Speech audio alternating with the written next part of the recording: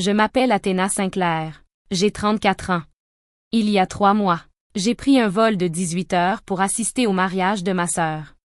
Quand je suis arrivée sur le lieu de la cérémonie, mes propres parents m'ont barré l'entrée et m'ont ordonné de partir. Seule la famille est autorisée, a déclaré ma mère. Tu n'es pas invitée. Je suis restée là, dans la robe que j'avais choisie 2 mois plus tôt, tenant le cadeau que j'avais emballé la veille sur le lit de mon hôtel, et j'ai regardé le visage de ma mère. Aucune culpabilité, aucune hésitation, juste une porte qui se refermait. Pourtant, c'était moi qui avais signé tous les contrats des prestataires pour ce mariage. Tous, sans exception. Mon nom figurait sur chaque document, ma carte bancaire aussi. J'avais payé l'acompte des mois auparavant, sans jamais me poser de questions. 3 jours plus tard, elle m'a appelé. Pas pour s'excuser. Elle m'a appelé à propos d'une facture. 38 000 $. Et ce que je lui ai répondu, elle ne s'y attendait absolument pas. Avant de vous raconter la suite, pensez à aimer la vidéo et à vous abonner, mais seulement si cette histoire vous plaît vraiment. Dites-moi aussi dans les commentaires d'où vous m'écoutez et quelle heure il est chez vous. J'aimerais beaucoup le savoir. Maintenant, revenons en arrière. En novembre dernier, le jour où ma sœur a annoncé ses fiançailles. C'était un mardi soir à Londres. La pluie de novembre frappait doucement contre les vitres de mon appartement. Mon téléphone a vibré. Brooke, ma petite sœur de 26 ans, m'appelait en FaceTime. Elle venait tout juste d'obtenir son diplôme et vivait encore à 10 minutes de chez nos parents, à Cedar Bluff, dans le Tennessee. J'ai décroché. Le visage de Brooke a rempli l'écran, rayonnant de bonheur. Derrière elle, j'apercevais notre mère, Diane, en train de ranger quelque chose sur le plan de travail de la cuisine. « Je suis fiancée », a crié Brooke en me montrant sa bague. Garrett m'a demandé en mariage hier soir au domaine viticole. C'était parfait. J'ai senti une véritable joie m'envahir. Brooke, c'est incroyable. Félicitations. Merci. La famille de Garrett est tellement heureuse. Les Caldwell nous ont même proposé leur grange pour la cérémonie. Tu te rends compte? Je connaissais les Caldwell. Tout le monde les connaissait à Cedar Bluff. Ils possédaient la plus grande chaîne de concessions automobiles de 3 comtés. Garrett Caldwell était le plus jeune fils de la famille. Poli, séduisant, issu d'un milieu très aisé. Maman, dis bonjour à Athéna, a lancé Brooke en tournant le téléphone vers elle. Diane est entrée dans le cadre. Elle souriait, mais son sourire ne montait pas jusqu'à ses yeux. Bonjour ma chérie, c'est une grande nouvelle, n'est-ce pas? Oui, vraiment, ai-je répondu. Je vais commencer à regarder les vols. La cérémonie est prévue pour quand?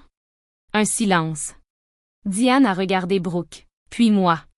Ne dépense pas une fortune pour un billet d'avion. Ce sera juste un petit mariage. Maman, c'est le mariage de Brooke. Bien sûr que je viendrai. On verra, a-t-elle répondu en se redressant. Enfin, nous avons beaucoup de choses à organiser. Je vais laisser Brooke te raconter tout ça. Puis elle a quitté l'image. Brooke a continué à parler pendant une dizaine de minutes des fleurs, des couleurs et de la décoration. J'écoutais, je souriais, je prenais quelques notes. Mais quelque chose me pesait au fond de l'estomac. C'était la première fois depuis 2 ans que j'avais une raison de rentrer chez moi. J'aurais dû faire davantage attention à tous les efforts que ma mère faisait pour m'en dissuader. 2 semaines plus tard, ce n'est pas Brooke qui m'a appelé. C'était Diane. Un mercredi après-midi à Londres, donc le matin dans le Tennessee. Et cela signifiait qu'elle réfléchissait à cette conversation depuis son réveil. Athéna, j'ai besoin de te parler de quelque chose de pratique. D'accord. Le lieu de réception exige une carte bancaire pour bloquer la réservation. Ton père et moi, enfin. Tu sais que notre dossier de crédit n'est pas fameux depuis le refinancement de la maison. Et Brooke vient juste d'être diplômée. Elle n'a aucun historique financier. Je me suis adossée à mon fauteuil de bureau. Je savais déjà où cette conversation allait mener. Le traiteur demande la même chose, a-t-elle poursuivi. Le fleuriste aussi. Et le photographe. Ça fait 4 contrats au total. Nous avons simplement besoin de quelqu'un avec un bon dossier de crédit pour signer. Tu rendrais un immense service à ta sœur. De quelle somme parle-t-on? En tout, environ 41 000 $. Mais tu n'aurais qu'un acompte de 3 500 $ à verser. Le reste sera facturé après le mariage. 41 000 $. À mon nom. Maman, c'est énorme. Ce n'est pas ton argent, Athéna. Il y aura juste ton nom sur les documents. Nous paierons tout ensuite. Je te le promets. Je veillerai personnellement à ce que tout soit réglé. J'avais déjà entendu cette promesse auparavant. À 22 ans, j'avais co-signé un prêt automobile pour mon père. Il m'avait fallu 3 ans pour effacer cette histoire de mon dossier de crédit. À 28 ans, j'avais envoyé 4 000 $ à Diane pour une prétendue urgence de plomberie. J'ai découvert plus tard que l'argent avait servi à payer les frais universitaires de Brooke.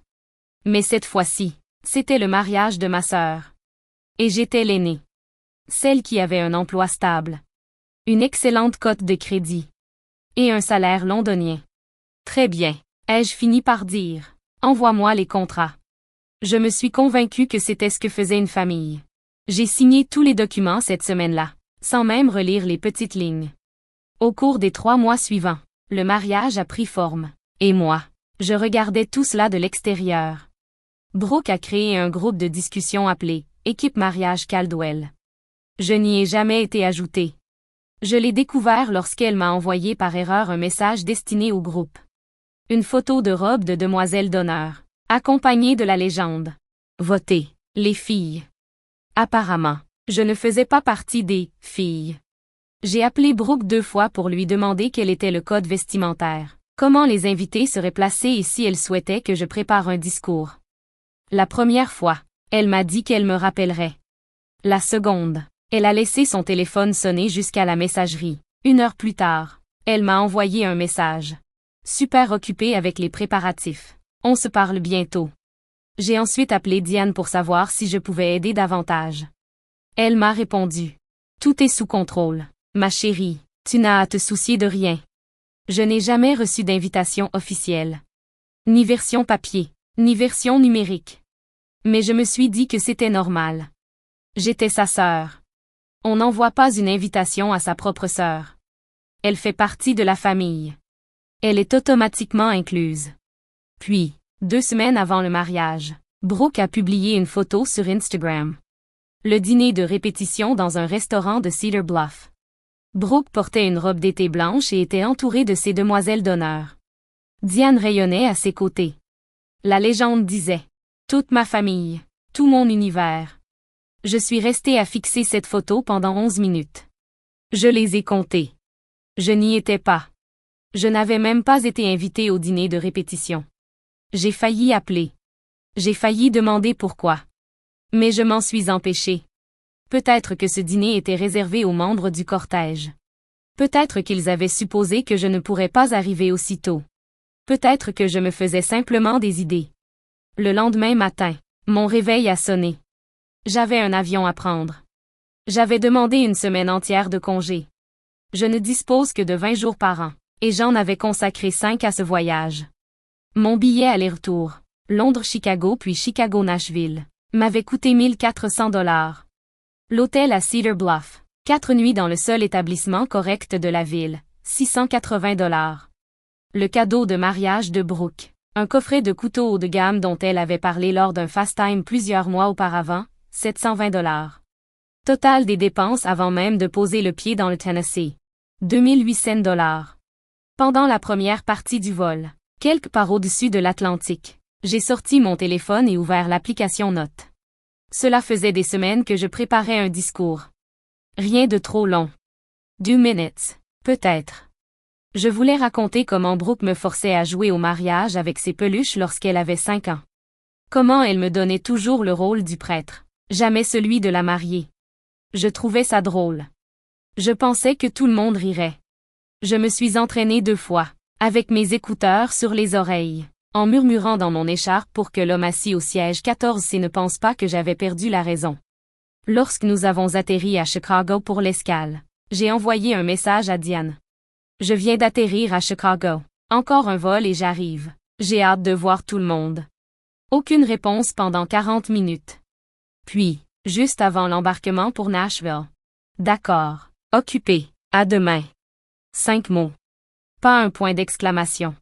Pas un « bon voyage ». Pas un « nous avons hâte de te voir ». Je suis restée à regarder ce message pendant que l'agent annonçait l'embarquement de mon groupe. J'ai failli faire une capture d'écran et l'envoyer à mon amie Léa, à Londres, avec ce message. C'est bizarre ou c'est moi qui deviens folle? Mais je ne l'ai pas fait. J'ai rangé mon téléphone, embarqué dans l'avion et je me suis convaincu que tout irait mieux une fois sur place. 18 heures de voyage. Pour recevoir 5 mots en retour. Je suis arrivé au Magnolia Inn à 21h30, un vendredi soir. La réceptionniste m'a souri et m'a demandé si j'étais en ville pour le mariage Caldwell-Sinclair. Apparemment, toute la ville était au courant. J'ai répondu. Oui. Elle a souri davantage. Comme c'est merveilleux, vous devez être une amie de la famille. J'ai répondu. On peut dire ça. La chambre était petite, mais propre. J'ai suspendu ma robe dans le placard. Une élégante robe bleu marine que j'avais trouvée dans une boutique de Covent Garden. J'ai posé le coffret de couteaux emballé sur le bureau, calé mon téléphone contre la lampe et appelé Brooke. La sonnerie a retenti 4 fois avant de basculer sur la messagerie. J'ai alors envoyé un message à Diane. Je suis bien arrivé à l'hôtel. À quelle heure dois-je être au lieu de réception demain? 1 heure plus tard, elle a répondu. Cérémonie à 14 heures. Rien d'autre. Pas de « viens plus tôt ». Pas de « prenons le petit déjeuner ensemble ». Pas de « ton père aimerait te voir ». Je me suis assise au bord du lit et j'ai regardé mon reflet dans le miroir de l'autre côté de la chambre. J'avais voyagé pendant 18 heures. J'avais dépensé près de 3 000 $. J'avais signé pour 41 000 $ de contrat. Et ma mère n'était même pas capable de m'écrire plus de 2 mots à la fois. La dernière fois que j'étais revenue dans le Tennessee, c'était 2 ans plus tôt, pour les funérailles de ma grand-mère. Diane m'avait à peine adressé la parole à cette occasion. Pendant toute la cérémonie, elle avait chuchoté avec Brooke et salué les voisins. Lors de la réception qui avait suivi, quelqu'un lui avait demandé combien elle avait d'enfants. Elle avait répondu. Juste une, Brooke. J'étais à moins de 2 mètres d'elle, une assiette de salade de pommes de terre à la main. Ce soir-là, j'ai repassé ma robe comme si je me préparais pour un entretien d'embauche. D'une certaine manière, c'était exactement ça. J'essayais de décrocher une place dans ma propre famille. J'ai réglé mon réveil sur 8 heures et éteint la lumière. Mais je n'arrivais pas à dormir. Il a regardé Diane. Puis moi. Puis le sol. Il a glissé les mains dans ses poches. Et n'a rien dit. Absolument rien. À l'intérieur, une voix de femme s'est élevée. Chaleureuse. Typiquement sudiste. Assurée.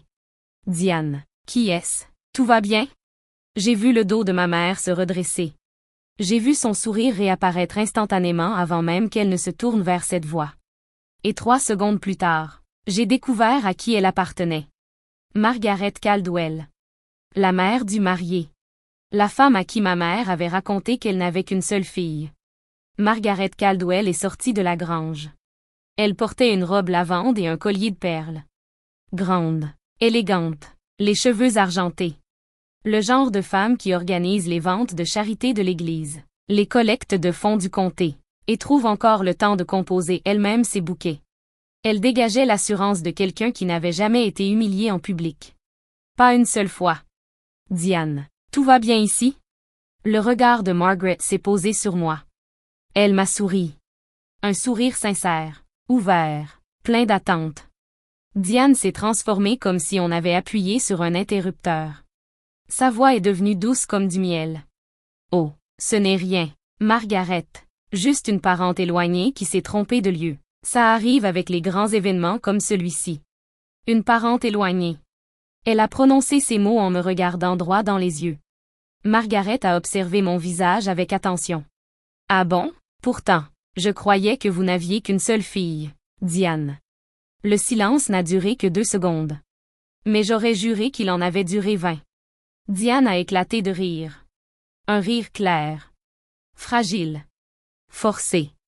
C'est exact. Celle-ci est une cousine venue de loin. Elle s'est simplement trompée dans les horaires. Margaret a lentement hoché la tête. Elle m'a jeté un dernier regard. Puis elle a posé une main sur le bras de Diane. Dans ce cas, dites-lui que la cérémonie commence dans 10 minutes. Nous devrions entrer. Puis elle est repartie à l'intérieur. Les portes de la grange se sont refermées doucement derrière elle. J'ai regardé ma mère. Elle m'a regardé.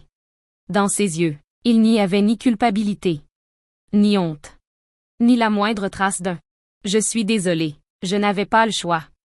Il n'y avait qu'une seule chose. La peur. Une peur brute. Animale. La peur de quelqu'un acculé. La peur qui naît lorsqu'un mensonge entretenu pendant des mois est sur le point de vous étouffer. Une cousine?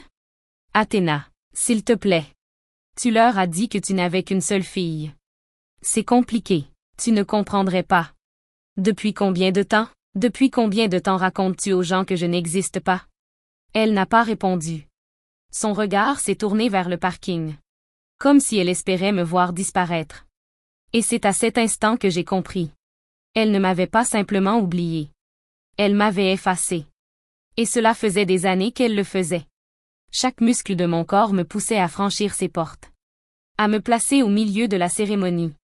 À déclarer assez fort pour que Margaret, Garrett et chaque invité présent dans cette grange puissent m'entendre.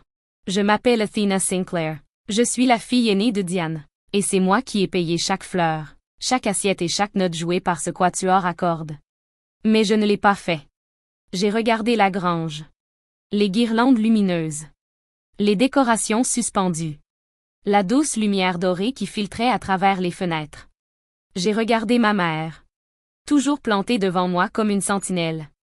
J'ai regardé l'ombre de mon père à l'intérieur. Les épaules voûtées. Les mains toujours dans les poches. Puis j'ai pris une décision. Je me suis accroupie.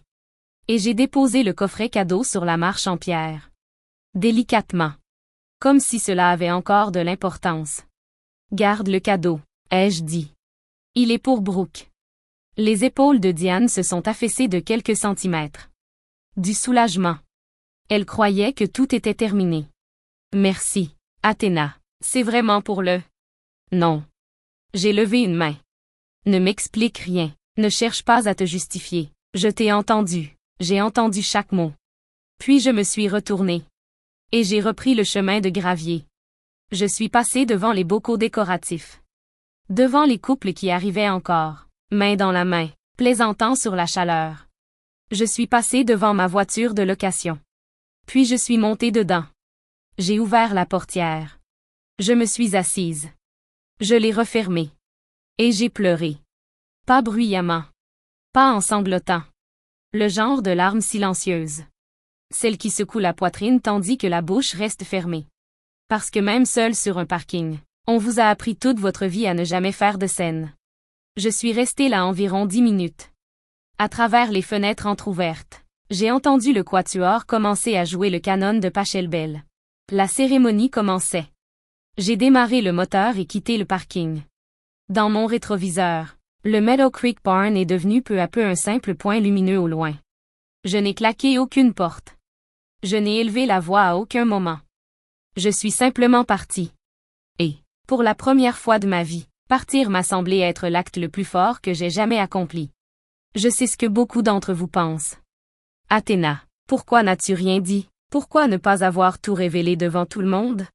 Croyez-moi, je me suis posé cette question pendant tout le trajet jusqu'à l'hôtel. Mais laissez-moi vous demander quelque chose.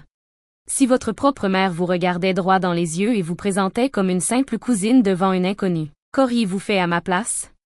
Maintenant, revenons à l'histoire. Je suis rentrée au Magnolia Inn comme en pilote automatique. Les routes étaient désertes. Apparemment, toute la ville de Cedar Bluff était au mariage. Une fois dans ma chambre, j'ai retiré mes talons et me suis assise sur le lit. J'étais toujours en robe de cérémonie. Mon mascara avait coulé. Mes mains tremblaient. Le discours que j'avais préparé était encore ouvert dans l'application Notes. Je l'ai fermé sans même le relire. Puis j'ai ouvert mon ordinateur portable. 4 emails m'attendaient dans ma boîte de réception. Des confirmations envoyées par les prestataires au cours des 2 dernières semaines. Tous étaient adressés à moi. À moi, la titulaire officielle des contrats. J'avais parcouru ces messages rapidement lorsqu'ils étaient arrivés. Cette fois, j'ai lu chaque ligne.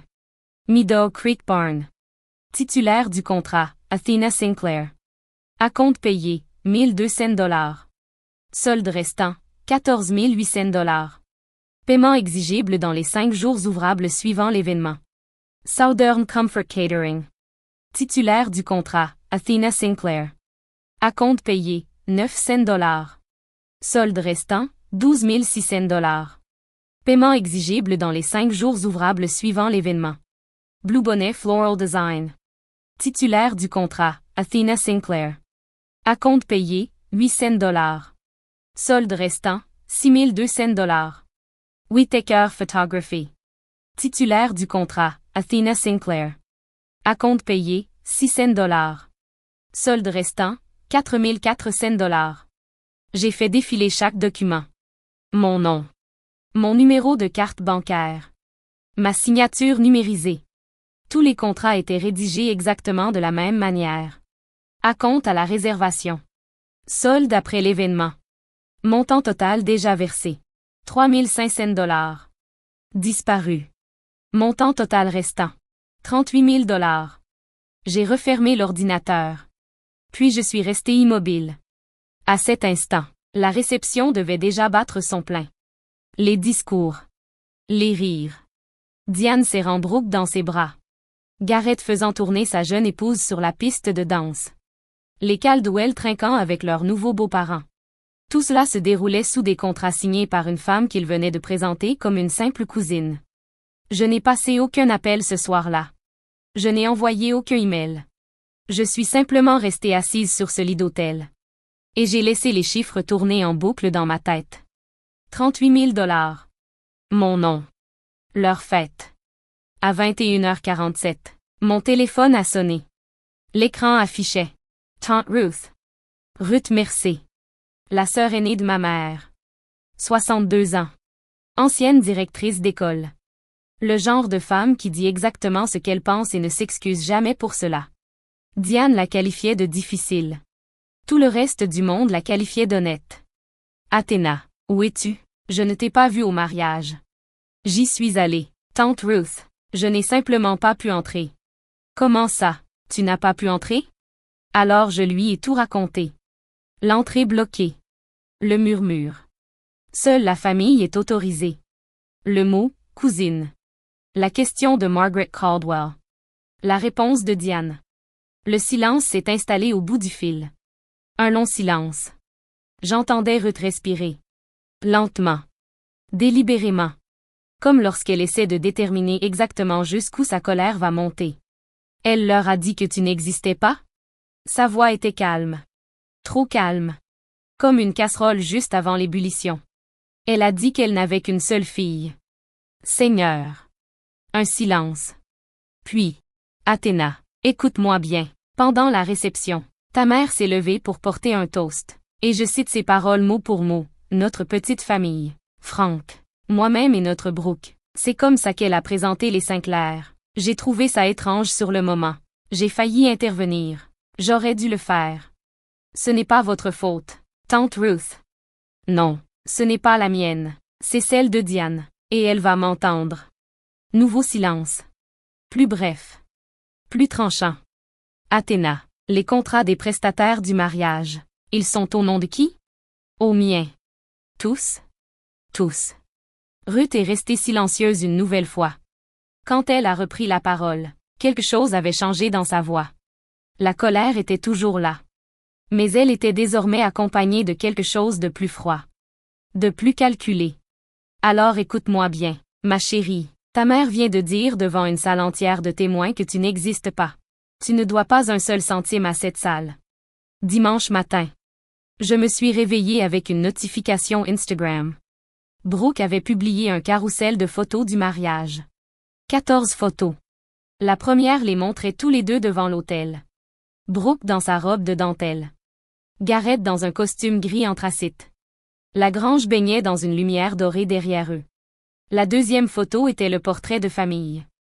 Les murs du Magnolia Inn étaient très fins. Le couple dans la chambre voisine regardait un jeu télévisé avec le volume au maximum. Pourtant, ce n'était pas le bruit qui me tenait éveillé. C'étaient les chiffres. 2800 $ pour ce voyage. 38 000 $ encore en attente sur ma carte bancaire. 6 années à envoyer de l'argent à la maison chaque fois que Diane m'appelait avec une nouvelle catastrophe. Le chauffe-eau. L'assurance automobile de Brooke. Le manque à gagner pour les impôts fonciers. Je n'avais jamais pris le temps de tout additionner. J'avais peur du résultat. Mais allongé dans l'obscurité, j'ai fait quelque chose de pire. J'ai commencé à additionner autre chose. Tous les appels qui ne sont jamais venus. Les anniversaires où Diane envoyait simplement « J.A. » à 23 heures, ou oubliait complètement. Le Noël où j'avais hanté un appel vidéo et où personne n'avait répondu parce qu'ils étaient à la fête des Henderson, sans même m'en avoir parlé. Les photos de remise de diplôme sur la cheminée de Diane. 3 de Brooke. Aucune de moi. Si je continuais comme ça, à payer, à me présenter et à faire semblant que leur silence ne me blessait pas. Qu'est-ce que j'allais perdre? Pas mon argent. Moi-même. Je deviendrais cette femme qui paie sa propre place au repas de Thanksgiving et qu'on installe quand même à la table des enfants. Cette femme qui signe les chèques et n'obtient qu'une simple mention en bas de page. Mais ce soir-là, j'ai décidé d'y croire. Une dernière fois. Peut-être que demain serait différent.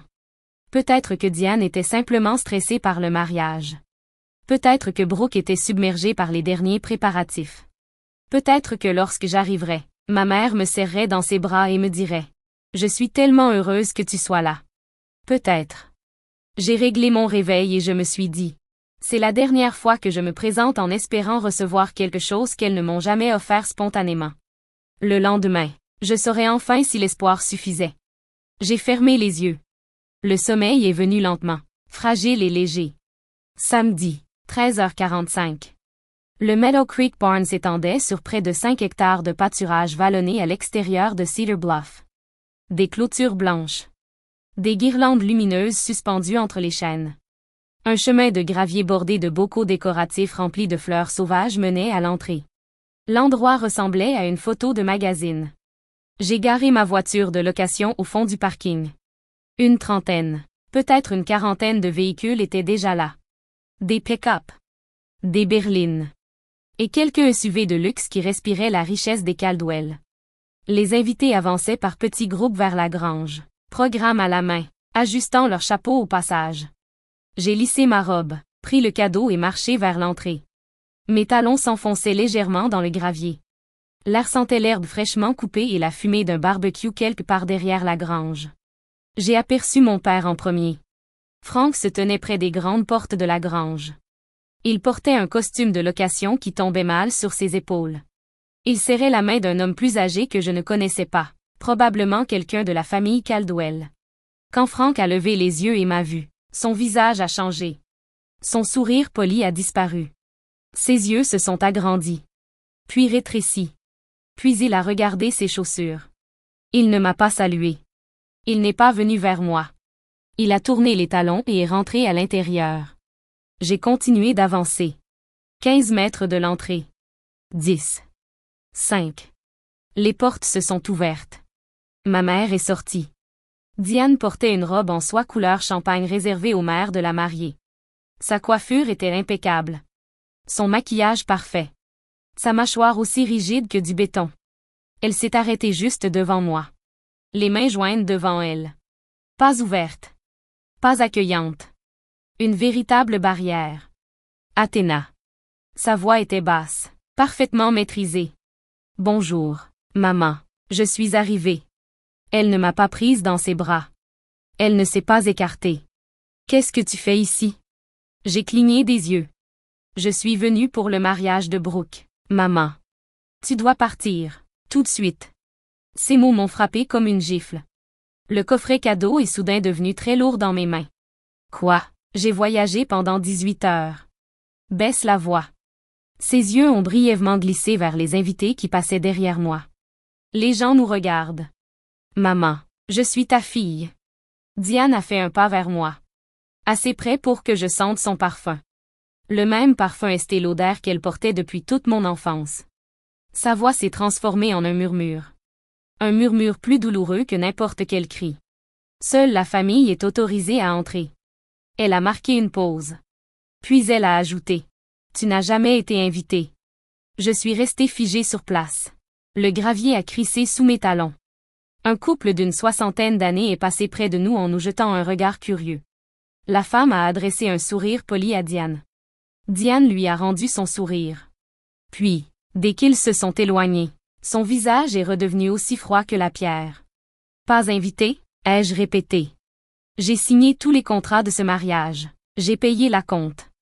Ce n'est pas une question d'argent, c'est une question de convenance. De convenance? Athéna, s'il te plaît, ne fais pas de scène. Derrière elle, à travers la porte de la grange restée entr'ouverte, je pouvais voir les rangées de chaises blanches. Des guirlandes d'eucalyptus suspendues aux poutres. Un quatuor à cordes qui accordait ses instruments près de l'autel. Tout ce que j'avais financé grâce à ma signature. Frank est apparu dans l'embrasure de la porte. Frank. Diane. Brooke. Garrett. Margaret et Richard Caldwell. 6 personnes. 2 familles réunies. Et une famille à qui il manquait une fille. La légende disait. Entouré de tous ceux qui comptent. #Caldwell Forever. Je l'ai relu 3 fois. Puis j'ai ouvert ma boîte mail. La facture du lieu de réception était arrivée dans la nuit. Un message automatique, chaleureux, accompagné d'un petit logo représentant une grange. Merci d'avoir choisi Meadow Creek Barn. Votre solde restant de 14 800 $ est exigible avant le jeudi 6 mars. En dessous, d'autres factures. Le traiteur. Le fleuriste. Le photographe. Toutes envoyées le samedi soir. Toutes adressées à Athéna Sinclair. Toutes avec un délai de paiement de 5 jours. 38 000 $. À régler avant jeudi. J'ai regardé à nouveau la publication Instagram. Entouré de tous ceux qui comptent. Puis j'ai regardé les factures. Et quelque chose a changé en moi. Ce n'était pas un déclic. Pas une explosion de colère. Pas une décision spectaculaire. C'était beaucoup plus discret. Comme une serrure qui tourne. Comme une porte bloquée depuis des années qui finit enfin par s'ouvrir. Je n'étais pas encore en colère. La colère viendrait plus tard. Par vagues. Au milieu de la nuit. Sous la douche. Pendant des réunions où je serais incapable de me concentrer. Mais à cet instant précis, dans cette chambre d'hôtel de Cedar Bluff, Tennessee, un dimanche matin, je ressentais quelque chose de plus simple. De la lucidité. J'étais la seule personne à avoir payé ce mariage. J'étais la seule personne absente de ces photos. Et j'étais la seule personne à recevoir les factures d'une fête dont on m'avait expulsé. Quelque chose devait céder. Et cette fois, ce ne serait pas moi. Dimanche après-midi. Mon téléphone a vibré. Un message vocal de Brooke. Pas un appel. Elle n'avait même pas essayé de me parler directement. Elle avait simplement laissé un message, comme si elle cochait une tâche sur une liste. J'ai appuyé sur lecture. Salut Athéna. Le mariage était incroyable. Vraiment parfait. La grange était magnifique et la famille de Garrett a été adorable. Bref. Désolé que les choses aient été un peu bizarres hier. Maman a dit que c'était mieux ainsi. Et honnêtement, je pense qu'elle avait raison. Ça aurait été compliqué à expliquer. Je voulais aussi te remercier pour toute l'aide avec les prestataires. Sérieusement, tu es la meilleure des grandes sœurs. On se parle bientôt, d'accord? Je t'aime. Je l'ai écouté 2 fois. Désolé que les choses aient été un peu bizarres. Pas. Désolé que maman t'ait rejeté à l'entrée. Pas. J'aurais dû prendre ta défense. Pas. Je n'étais pas au courant. Pas. Je me serais battue pour toi. Non. Maman a dit que c'était mieux ainsi. Brooke savait. Elle savait avant le mariage. Elle savait que Diane allait me refuser l'entrée. Et elle l'avait accepté. Peut-être même qu'elle avait participé à l'organisation de tout ça. Et puis il y avait cette dernière phrase. Tu es la meilleure des grandes sœurs. Autrefois, j'adorais entendre ça. Cela me donnait l'impression d'être importante. Comme si tous mes sacrifices avaient un sens. Mais assise dans cette chambre d'hôtel, avec encore des traces de mascara sur l'oreiller de la veille, je l'ai entendue autrement. Elle ne m'appelle comme ça que lorsqu'elle a besoin de quelque chose. Uniquement lorsqu'elle a besoin de quelque chose. Je ne l'ai pas rappelée. Je ne lui ai pas envoyé de message. J'ai posé mon téléphone face contre la table de nuit et fixé le plafond. Les factures étaient du jeudi. Ma famille venait d'expliquer à 120 personnes que je n'existais pas. Et ma sœur venait de me laisser un message qui revenait simplement à dire « Merci d'avoir payé ». J'avais 4 jours pour décider qui j'allais être. Dimanche soir. Magnolia Inn. Le couple qui regardait les jeux télévisés dans la chambre voisine était parti. Le couloir était silencieux. Assise en tailleur sur le lit, mon ordinateur portable sur les genoux, J'ai tapé dans la barre de recherche. Suis-je légalement responsable des contrats de prestataires signés pour l'événement de quelqu'un d'autre? Les réponses étaient toutes les mêmes. La personne dont le nom figure sur le contrat porte la responsabilité légale. Mais cette personne détient aussi l'autorité. Elle peut autoriser le paiement, le refuser, ou demander que les factures soient transférées aux personnes ayant réellement bénéficié des prestations. J'ai pris mon téléphone et appelé Meadow Creek Barn. 3 sonneries. Puis une voix a répondu. Meadow Creek Barn. Julie à l'appareil. Bonjour Julie. Je m'appelle Athena Sinclair. Je suis la titulaire du contrat pour l'événement Caldwell Sinclair qui a eu lieu samedi dernier. Ah oui, Madame Sinclair. C'était un très beau mariage. Que puis-je faire pour vous? Je souhaite vous informer que je n'autoriserai pas le paiement final de ce contrat. Je n'ai pas assisté à l'événement et je demande officiellement que le solde restant soit transféré aux organisateurs de la réception. Un silence.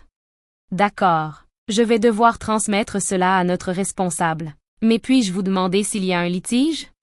Aucun litige. Je refuse simplement d'autoriser ce paiement. La facture doit être adressée à la famille Sinclair, à Cedar Bluff. Julie a pris mon adresse email, confirmé ma demande et m'a assuré qu'une personne me recontacterait le lundi matin. J'ai raccroché et appelé le traiteur. Même discours. Même ton calme. Même résultat. Puis le fleuriste. Puis le photographe. 4 appels. 12 minutes au total. Je n'ai crié sur personne. Je n'ai menacé personne.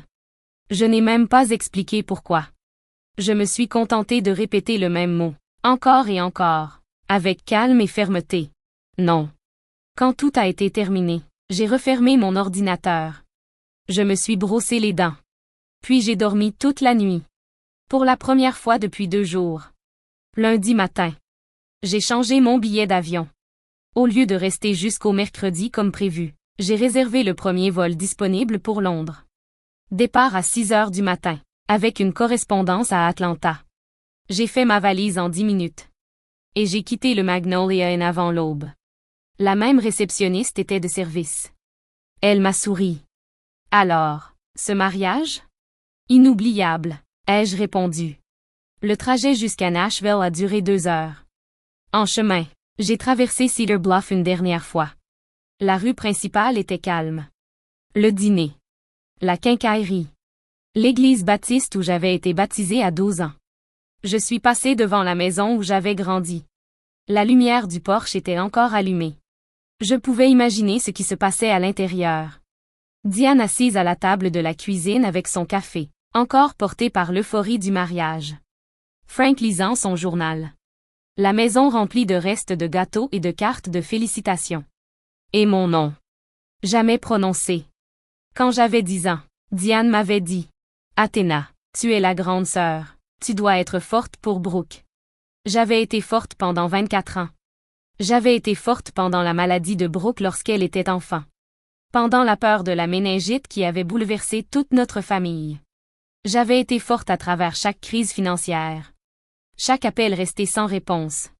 Chaque fête passée seule à Londres en prétendant que le décalage horaire était le problème, alors que le véritable problème était la distance émotionnelle.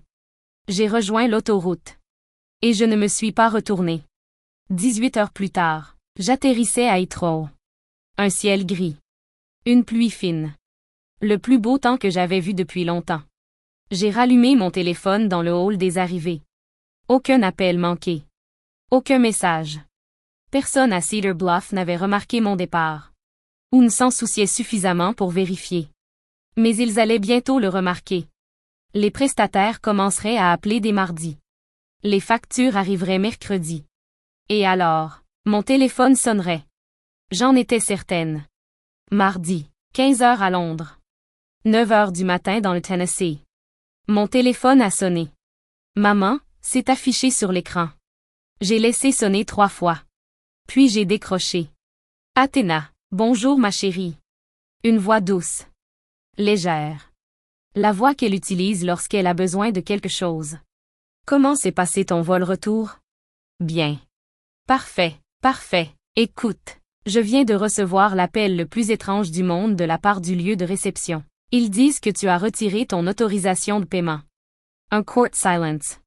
Puis, La facture est de 38 000 $. Comment fait-on maintenant? On ne fait rien, maman. Toi, tu vas t'en occuper. Un silence. Puis, pardon?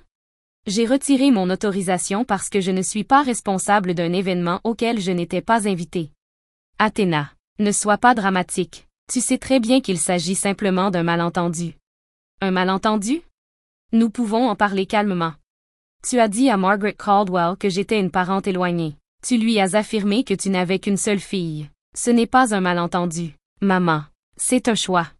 Le silence a duré plus longtemps cette fois. J'entendais sa respiration changer. Toute la douceur de sa voix s'était évaporée. Après tout ce que j'ai fait pour toi, a-t-elle finalement lancé. C'est comme ça que tu me remercies. Tu m'as élevée, et je t'en suis reconnaissante. Je me suis arrêtée une seconde. Mais tu t'es aussi tenue devant ta propre fille et tu as expliqué à une inconnue qu'elle n'existait pas. Ces deux choses peuvent être vraies en même temps. Tu exagères complètement. 38 000 $. Voilà les proportions réelles du problème. Ton père est très stressé. Sa tension est déjà trop élevée. S'il lui arrive quelque chose, ce sera de ta faute. Papa était là. Il a tout vu. Et il n'a rien dit. Lui aussi a fait son choix. Silence. Je l'ai entendu déglutir. Puis j'ai ajouté. Tu m'as dit que je ne faisais pas partie de la famille. Une pause. Alors les factures de la famille sont la responsabilité de la famille. La ligne s'est coupée. Elle a raccroché. Pas d'au revoir. Pas de dispute. Pas un mot de plus. Juste un clic. Puis le silence. J'ai posé mon téléphone sur le comptoir de la cuisine et je l'ai regardé un moment. Mes mains étaient parfaitement stables. Mon cœur battait normalement. Et l'appartement était calme. Vraiment calme. Pour la première fois depuis des mois. Elle a rappelé 40 minutes plus tard. Cette fois, plus de douceur. Plus de « ma chérie ». Plus de voix mielleuse. Elle est entrée directement dans l'attaque. Tu as la moindre idée de ce que tu viens de faire? Oui. La salle de réception m'appelle. Le traiteur m'appelle. Je reçois des factures transférées à mon adresse e-mail avec ton nom barré et le mien écrit à la place. Tu sais à quel point c'est humiliant? J'imagine que c'est à peu près aussi humiliant que d'être présentée comme une cousine au mariage de sa propre sœur. Ce n'est pas du tout la même chose. Tu as raison. Dans ton cas, ça coûte 38 000 $. Je t'ai élevée. Je t'ai nourrie. Je t'ai conduite à l'école tous les jours pendant 12 ans. Et maintenant, à cause d'un simple malentendu, tu vas ruiner ta propre famille? Ce n'était pas un malentendu. Très bien, Athéna, tu veux jouer à ce jeu? Alors je raconterai tout au monde. Je dirai à toute la ville quel genre de fille abandonne sa famille pour de l'argent. Vas-y, je préfère être la fille dont tu dis du mal que celle dont tu prétends qu'elle n'existe pas. Cette phrase l'a stoppé net. Je l'ai entendue inspirer brusquement. Comme quelqu'un qui vient d'entrer dans une eau glacée. Tu ne penses pas vraiment ça, a-t-elle dit, beaucoup plus doucement. Si. Un nouveau silence. Puis elle a sorti son arme préférée. Celle qu'elle gardait toujours en réserve. Ton père pourrait faire une crise cardiaque à cause de tout ça. S'il finit à l'hôpital, ce sera de ta faute. Et voilà. La carte ultime. La santé de papa. La bombe de culpabilité. Elle l'avait déjà utilisée lorsque j'étais partie vivre à Londres. Lorsque j'avais manqué Thanksgiving. Lorsque j'avais arrêté d'envoyer de l'argent sans qu'on me le demande. La santé de papa concerne son médecin et lui, pas moi et ma carte bancaire. Elle a raccroché une nouvelle fois. Cette fois, je n'ai même pas regardé le téléphone. J'ai mis la bouilloire en marche et préparé une tasse de thé. Le mercredi, Diane a activé ce que j'appelais l'arbre téléphonique familial. Chaque branche. Chaque rameau. Tout le monde. Brooke a appelé la première. En pleurs. Les grands sanglots désordonnés et théâtraux qu'elle maîtrisait à la perfection depuis l'enfance. Athéna, s'il te plaît, Gareth et moi venons de nous marier. Nous n'avons pas 38 000 $. Si tu ne paies pas, c'est nous qui devrons le faire. Nous commençons notre vie ensemble et tu es en train de tout gâcher. Brooke, savais-tu que maman avait dit au Caldwell que je n'existais pas? Un reniflement. Un silence. Puis, enfin, elle disait que ce serait plus simple comme ça. Avec les Caldwell, tu sais, ils sont très traditionnels. Et puis avoir une fille qui vit à l'étranger, qui n'est pas mariée. C'était plus simple. Ce n'était pas contre toi, Athéna. C'était juste plus pratique. Tu étais au courant avant le mariage. Silence. Je ne pensais pas qu'ils iraient jusqu'à te refuser l'entrée. Mais tu ne les as pas arrêtés. Silence. Encore quelques sanglots. Puis, est-ce qu'on peut juste parler de la facture? Les parents de Gareth commencent à poser des questions. Alors il est peut-être temps que quelqu'un leur donne enfin des réponses honnêtes. Elle a raccroché. Frank a appelé dans l'après-midi. Mon père n'appelle presque jamais.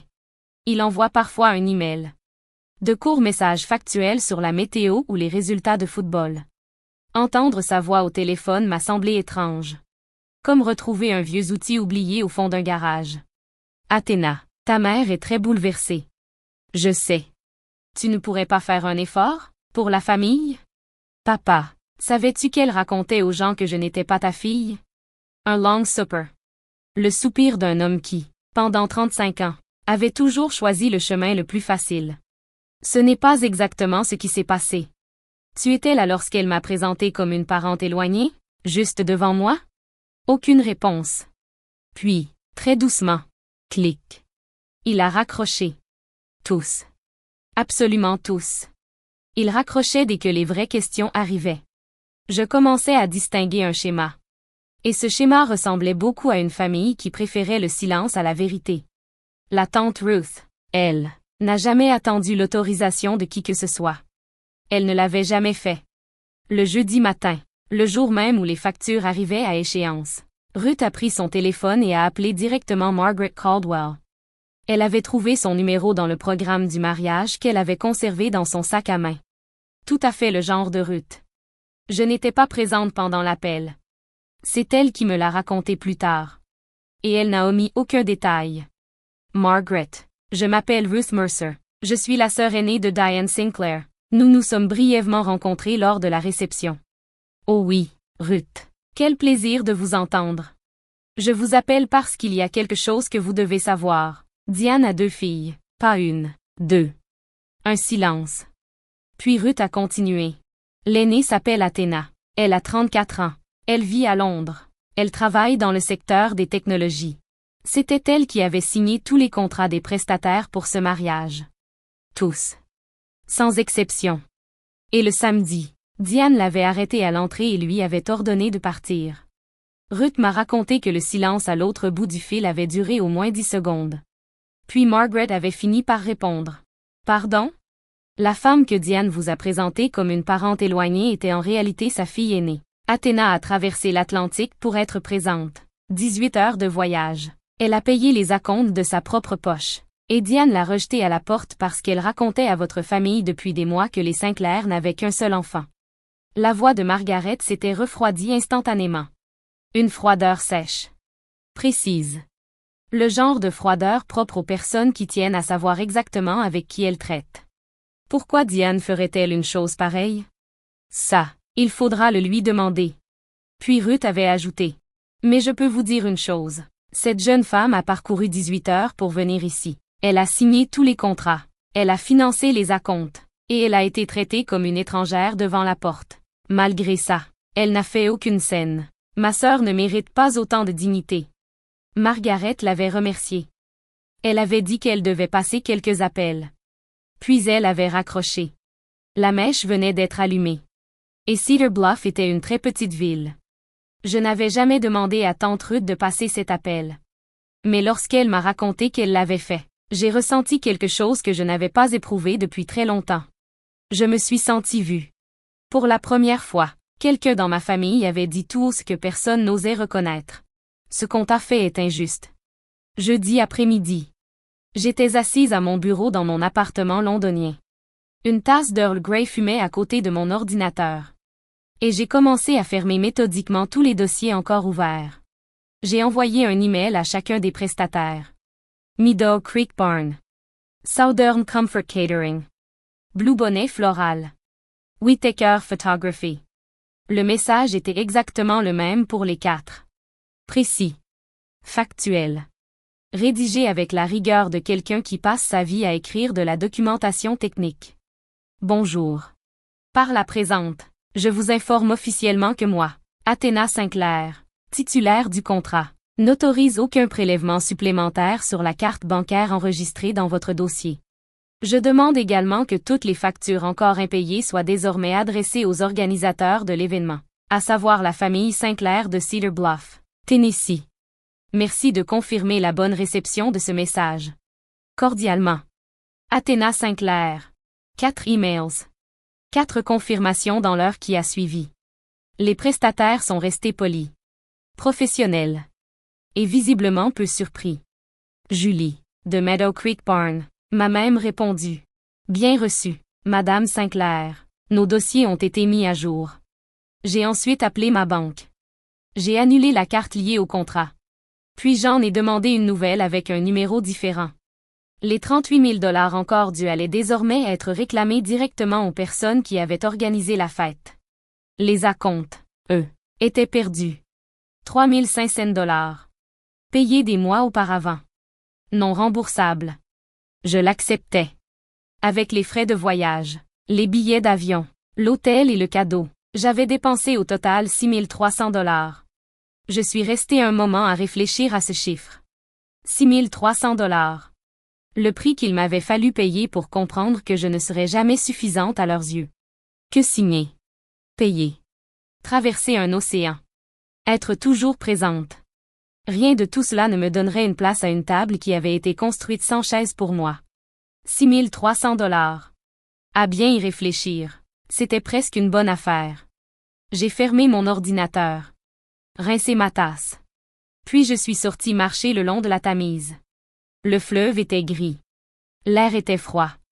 Et, pour la première fois depuis des années, j'avais l'impression de ne plus rien devoir à personne. Vendredi matin. Il me restait une dernière chose à faire. J'ai ouvert un nouvel email. Destinataire. Diane Sinclair.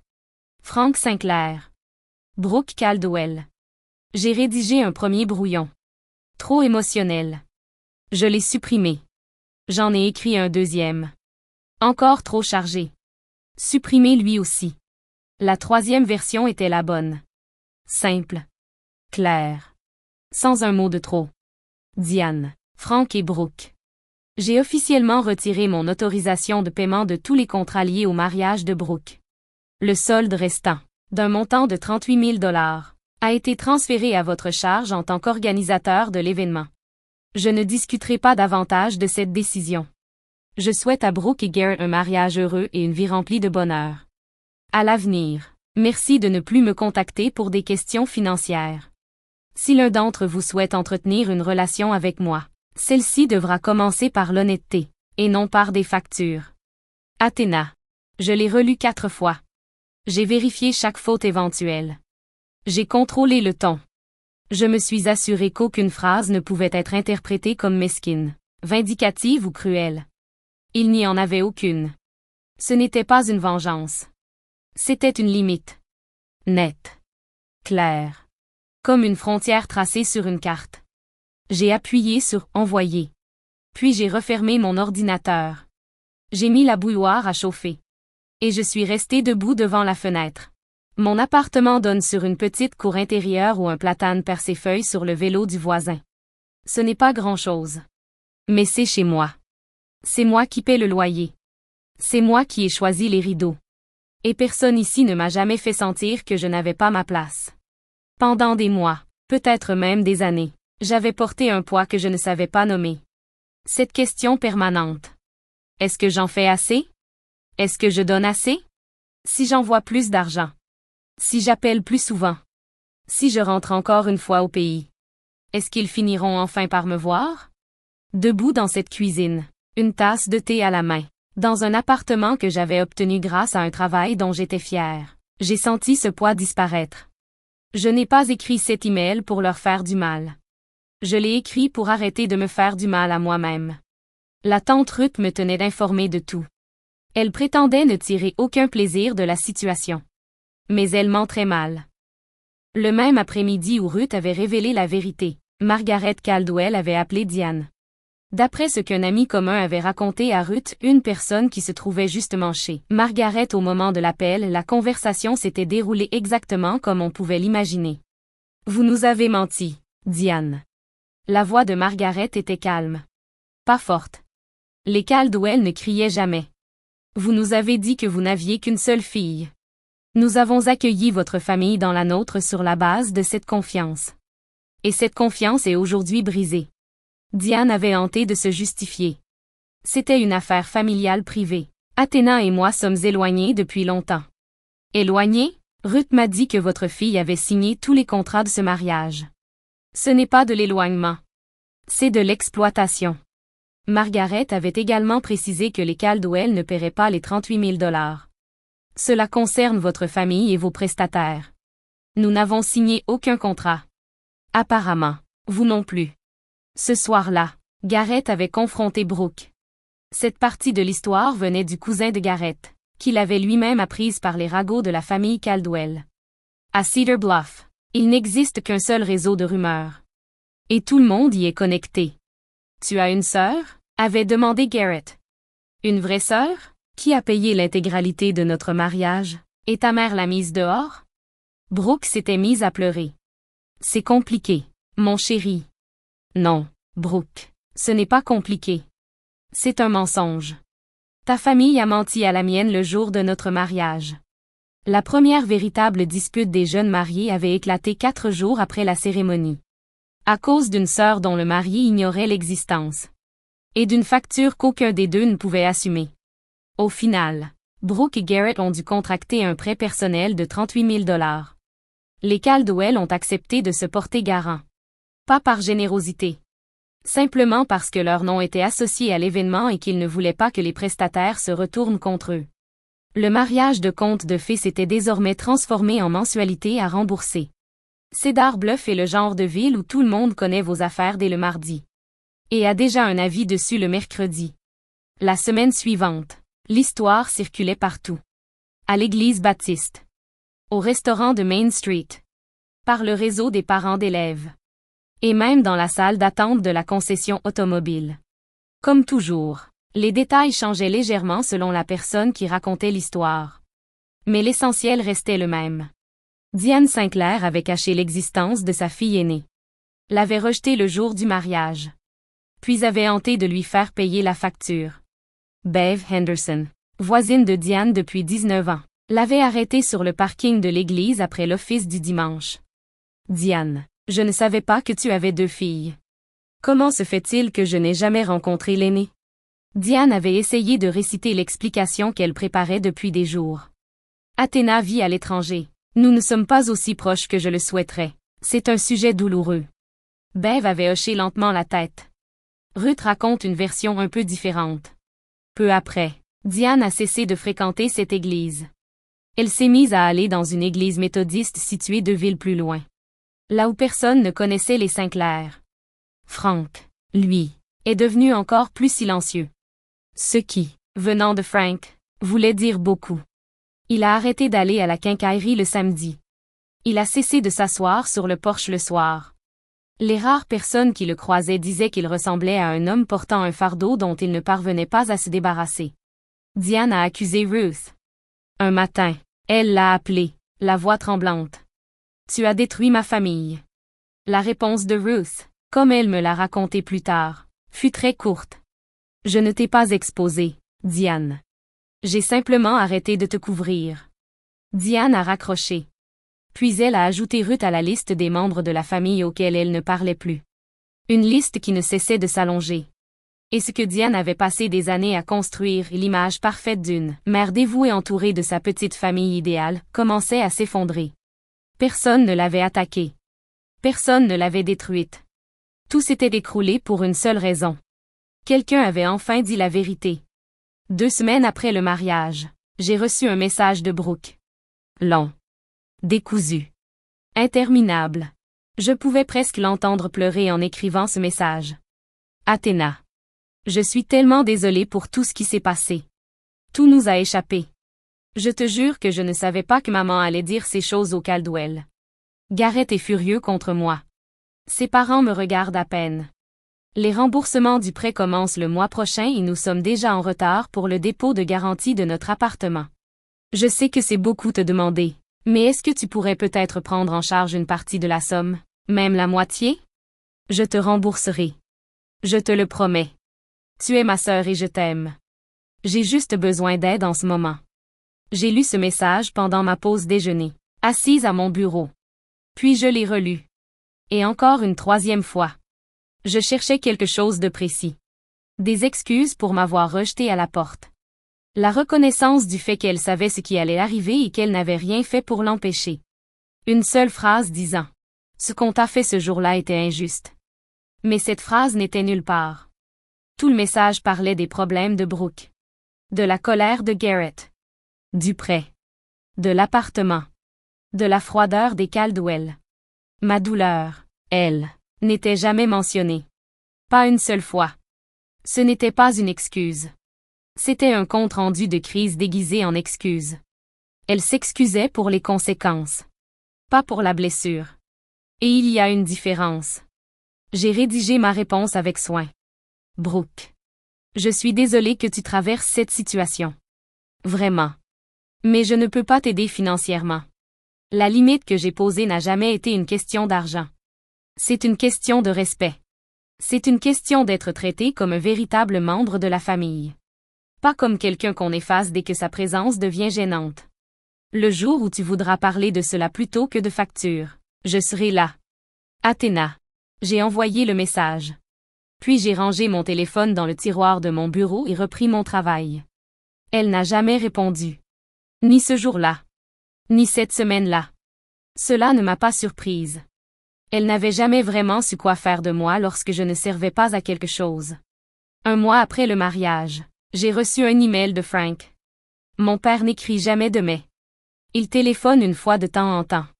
Et lorsqu'il le fait, il parle de la météo ou des résultats des Titans. En 34 ans, il ne m'avait jamais écrit quoi que ce soit de plus long qu'une carte d'anniversaire. Alors lorsque j'ai vu son nom dans ma boîte de réception avec pour objet « De la part de papa », je me suis redressée dans mon fauteuil. Athéna. Je sais que j'aurais dû dire quelque chose ce jour-là à la grange. Je ne l'ai pas fait. Je suis restée là, immobile, pendant que ta mère gérait la situation, et je n'ai pas ouvert la bouche. Je n'ai aucune bonne excuse. J'ai été lâche. C'est la vérité. Ta mère et moi sommes en train de régler la question des factures avec les prestataires. Nous n'avons pas besoin de ton argent. Je t'écris simplement pour que tu saches que je suis désolée. J'aurais dû t'accompagner à l'intérieur. Je porterai ce regret toute ma vie. Papa. J'ai lu cet email 5 fois. À mon bureau. Dans le métro en rentrant chez moi. Puis encore une fois, assise dans mon salon, les lumières éteintes. Ce n'était pas parfait. Cela ne réparait rien. Il n'avait pas affronté Diane. Il ne lui avait pas demandé d'excuses. Il n'expliquait pas pourquoi il avait passé des décennies à choisir la tranquillité plutôt que sa propre fille. Mais c'était honnête. Et c'était la première chose honnête que quelqu'un de ma famille me disait depuis le début de cette histoire. Je n'ai pas répondu immédiatement. J'avais besoin de temps. Une semaine plus tard, je lui ai écrit. Papa. Merci. Ces mots comptent plus pour moi que tu ne l'imagines. Je ne suis pas prête à rentrer ni à faire semblant que tout va bien. Mais j'ai lu ton email. Et je continuerai à le relire. Athéna. Court. Prudent. Une porte laissée entr'ouverte. Pas assez ouverte pour qu'on puisse entrer librement. Mais pas verrouillée non plus. Il ne m'a jamais répondu. Je ne m'y attendais pas. Mais il l'avait dit. Et moi, je l'avais entendu. 6 mois se sont écoulés depuis ce samedi au Meadow Creek Barn. J'ai obtenu une promotion.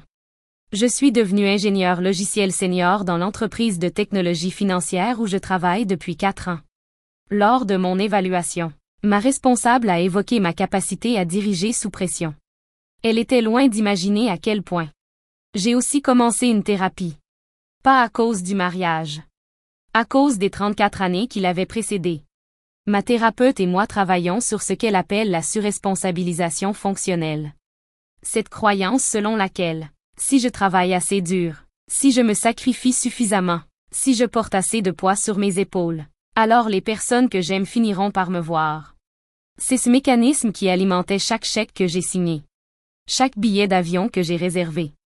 Chaque fois où j'ai répondu « ça va », alors que j'avais envie de dire « ça me fait mal ». Tous les 2 dimanches, Je fais un appel vidéo avec tante Ruth. Elle prépare son café. Je prépare mon thé. Et nous passons 1 heure à parler de tout et de rien. Elle me tient au courant de ce qui se passe à Cedar Bluff. Pas pour alimenter les ragots. Simplement pour que je ne découvre rien par surprise. Diane et Frank ont déjà remboursé 12 000 $ sur les 38 000. Ils ont utilisé une partie de leur épargne retraite. Le reste est couvert par le prêt contracté par Brooke et Garrett. Les mensualités sont devenues une source permanente de tension dans le foyer Caldwell-Sinclair. Les parents de Garrett restent polis, mais distants. Margaret n'a toujours pas pardonné à Diane. Brooke et Garrett sont toujours mariés. D'après Ruth, ils suivent une thérapie de couple. Elle dit que Garrett est un homme bien, qui fait de son mieux. Mais les fondations se sont fissurées dès le premier jour. Et ce genre de fissure ne disparaît pas facilement. Diane, elle, ne m'a jamais appelé. Pas un email. Pas un message. Rien. Ruth m'a raconté qu'elle appelle toute cette histoire « la crise de colère d'Athéna ». J'imagine que c'est plus simple que de l'appeler par son vrai nom. Je ne déteste pas ma mère. J'ai passé de nombreuses heures en thérapie pour en être certaine. Mais j'ai arrêté de faire semblant que sa façon d'aimer ne faisait pas mal. Parce qu'elle faisait mal. Et prétendre le contraire me détruisait lentement. Contrat après contrat. Je ne raconte pas cette histoire pour que vous détestiez ma mère. C'est une femme imparfaite. Une femme qui a peur. Elle a construit l'image d'une famille parfaite parce que la vraie famille lui semblait insuffisante. Et quelque part en chemin, je suis devenue la pièce qui ne rentrait plus dans le cadre. Ce n'est pas une excuse. C'est simplement ce qui s'est passé. Et je crois qu'une partie du passage à l'âge adulte consiste à accepter que les personnes qui nous ont élevés restent avant tout des êtres humains. Des êtres humains qui avancent tant bien que mal au milieu de leurs peurs et de leurs échecs. Mais si je vous raconte cette histoire, c'est peut-être parce que vous vivez quelque chose de similaire. Peut-être que vous êtes la personne qui traverse le monde entier, au sens propre ou au sens figuré, pour être présente pour les autres. Pour des gens qui ne seraient même pas capables de vous tenir la porte ouverte. Peut-être que vous êtes celle qui signe les contrats, qui paie les factures, qui encaisse le silence, et qui appelle ça de l'amour parce qu'elle ne sait plus comment l'appeler autrement. Moi, j'ai vécu comme ça pendant longtemps. J'appelais ça le devoir. J'appelais ça la famille. J'appelais ça être la personne raisonnable. Et chaque fois que je signais un chèque, que j'avalais une humiliation ou que je faisais semblant que la chaise vide à table ne me faisait rien, je perdais un petit morceau de moi-même. Poser une limite n'est pas une punition. Ce n'est pas une vengeance. Ce n'est pas une arme. Une limite, c'est le moment où vous dites « Je mérite mieux que ça » et où vous commencez enfin à agir en conséquence. 38 000 $. C'est le prix qu'a coûté ma liberté. Et je ne regrette pas un seul centime de ce que je n'ai pas payé. Si vous êtes toujours la personne qui paie le prix, émotionnellement, financièrement ou moralement, pour avoir une place à une table qui n'a jamais été conçue pour vous, alors il est peut-être temps de construire votre propre table. Et de vous asseoir à sa place d'honneur. Je n'ai pas perdu ma famille ce jour-là au Meadow Creek Barn. Je me suis retrouvée moi-même.